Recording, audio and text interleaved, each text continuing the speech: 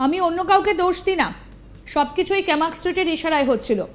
পার্থভৌমিক কারুর কোনোদিন ভালো কিছু করেননি। ভোটের দিন আমারই ম্যাজিক চলে। এবারেও দেখবেন অভিষেক বন্দ্যোপাধ্যায়ের নাম না করে আক্রমণ করে কি বললেন তার দলেরই প্রাক্তন নেতা।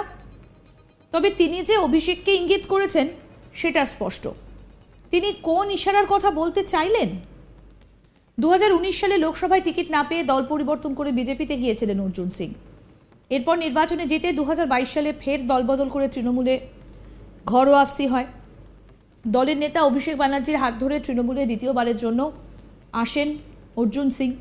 কিন্তু সেই সময় থেকে তার বিরুদ্ধে এক প্রকার বিদ্রোহ ঘোষণা করেন দলেরই একাধিক বিধায়ক, কেউ প্রকাশ্যে কেউ অন্দরে। 2024 সালের শুরুর দিকে তার চরম আকার নেয়, এমনকি লোকসভা নির্বাচনের আগে যাতে তৃণমূল তাকে প্রার্থী না করে তার জন্য মমতা ব্যানার্জির কাছে আর্জি জানিয়েছিলেন কেউ কেউ। এরই মধ্যে লোকসভার টিকিট দেওয়ার আশ্বাস দিয়ে 10ই মার্চ ব্রিগেডের জনসভায় আসতে বলা হয়েছিল অর্জুন সিংকে, কিন্তু 42 জনের নামের তালিকায় তার নাম ছিল না।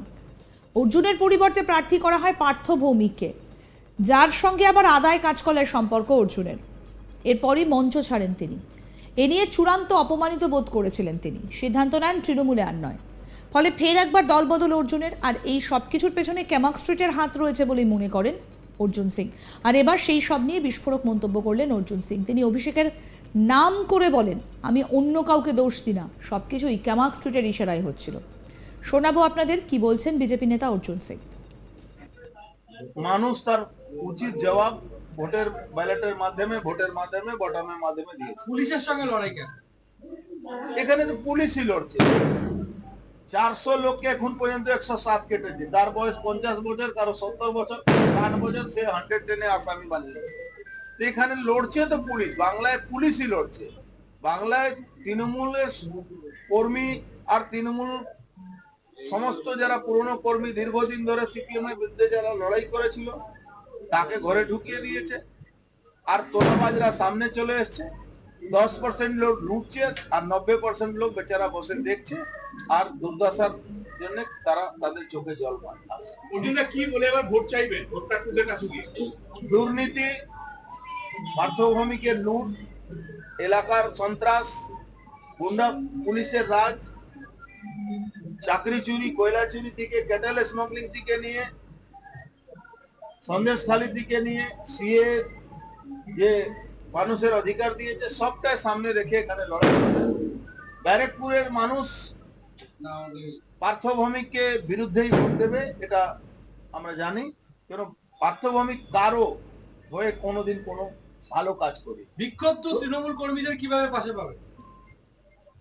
সব কথা তো আপনাকে জানানো উচিত না। আপনি দেখবেন রেজাল্টের মধ্যে পেয়ে যাবেন। প্রশাসনকে কিভাবে ট্যাকেল করবে? আমি তো নতুন ইলেকশন লড়ছি না, সরকারের থেকে মাত্র 2টো ইলেকশন লড়েছি, বাদ বাকি সব সরকারের বাইরে থেকে লড়েছি।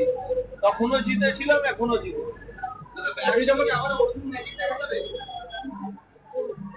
নিশ্চিত ভাবে দেখবেন। ভোটের দিন তো আমারই ম্যাজিক চলে, তার আগে উপরে প্রধানমন্ত্রী ম্যাজিক চলে। আপনার ধারণা হতে পারে, কিন্তু আমার সঙ্গে সবার যোগাযোগ সবসময় থাকে। সোমনাথ স্যাম আপনাকে নিয়ে প্রচুর ক্ষোভ দেখিয়েছিল, এখন কি এটা নিয়ে চুপচাপ? আপনি ম্যানেজ করে ফেললেন? দেখুন, সোমনাথ স্যামের দোষ আমি দিই না, আমার কারো দোষ দিন যারা উল্টো পাল্টা বলছিল।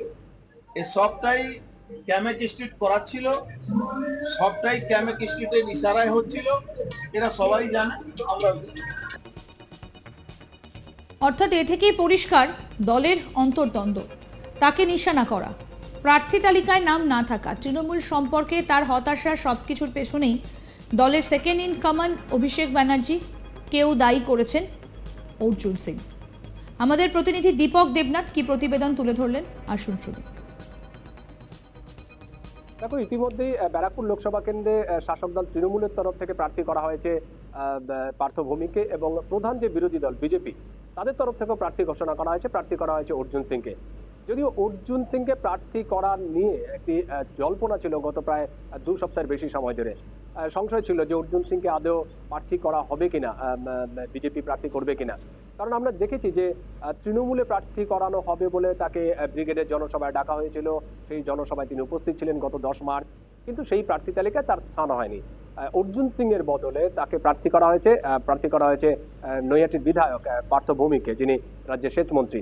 কিন্তু এই যে প্রার্থী করানো নিয়ে এটা নিয়েও তৃণমূলের মধ্যে একটা জল্পনা ছিল। তৃণমূলের একাংশ এর প্রবল বিরোধিতা করেছিল, বিশেষ করে সোমনাথ সেন জগদ্দলের বিধায়ক এবং বীজপুরের বিধায়ক সুবোধ অধিকারী, তিনিও কিন্তু প্রবল বিরোধিতা করেছিলেন। তারা বলেছিলেন যে অর্জুন সিংকে যদি প্রার্থী করা হয় তাহলে 2019-এর যে লোকসভা নির্বাচন এবং লোকসভা নির্বাচনের পরবর্তী যে ভোট সহিংসতা, সেই অবস্থা ফিরে আসবে, সুতরাং তাকে যেন প্রার্থী না করা হয়।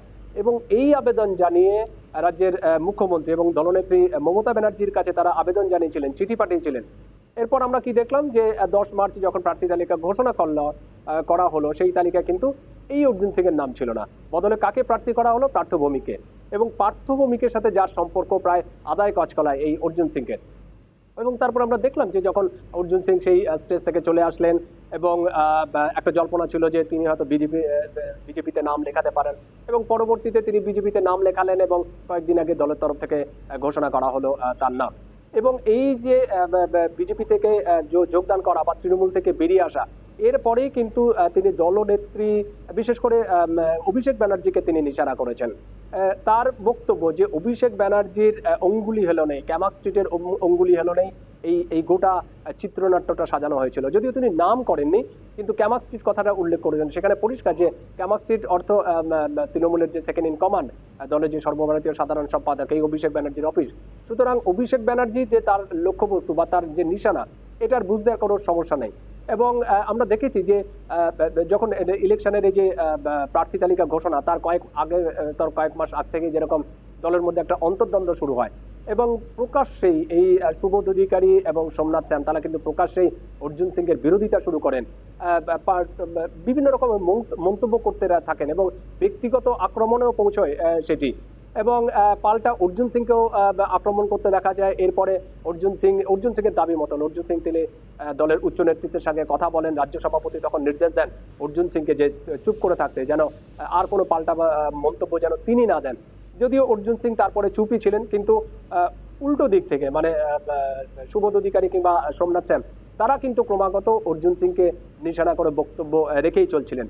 এবং সেই সব বিষয় নিয়েই যখন প্রশ্ন করা হয়েছিল এবং বিভিন্ন সংবাদ মাধ্যমে তিনি এই বিষয়টি বলেওছেন, অভিযোগ করেছেন যে মূলত এই যে গত কয়েকদিন ধরে যেই তাকে প্রার্থী না করা বা তাকে নিশানা করা, এবং এই কিন্তু ক্যামাক স্ট্রিটের দিকে অভিযোগের আঙুল তুলেছিলেন। এবং এটিও বলেছেন যে 2019 সালে তিনি যখন টিকিট পাননি, না পেয়ে যখন তিনি বিজেপিতে চলে আসেন, বিজেপির টিকিটে তিনি আরও আপডেট পেতে দেখতে থাকুন আজ তাক বাংলার ইউটিউব চ্যানেল।